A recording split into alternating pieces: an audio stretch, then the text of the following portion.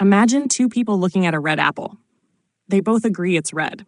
But what if what one person calls red actually looks like what the other person would call green? If only they could step into each other's minds. If two people see different colors but call them the same name, do they really see the same reality?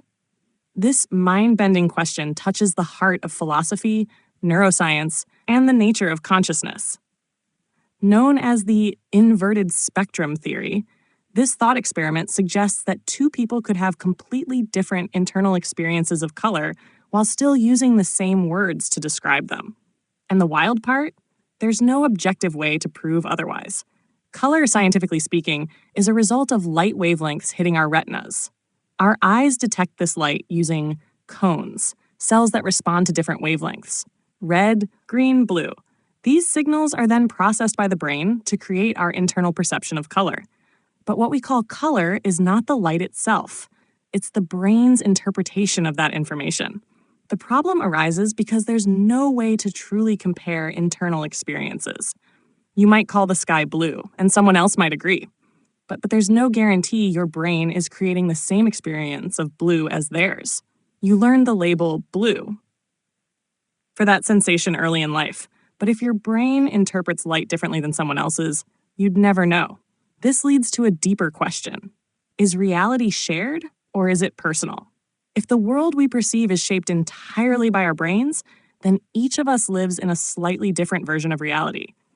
Color is just the beginning.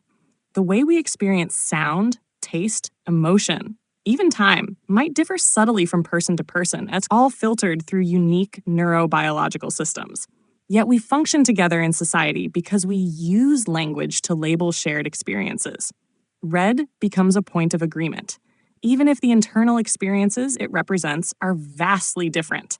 We don't need to feel the same to agree on function. Stop signs are red, grass is green, the sky is blue. But agreeing on the label doesn't confirm that we're experiencing the same thing. Some scientists believe future brain mapping technologies may one day help us peek into others' perceptions.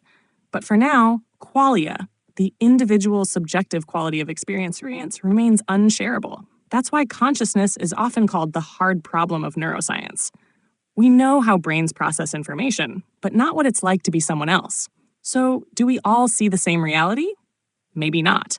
But our shared words, tools, and understanding help us navigate a world that might look different behind every pair of eyes. In the end, this question isn't just about color, it's about empathy. Recognizing that others might experience reality differently opens the door to deeper connection, curiosity, and respect for the invisible differences between us.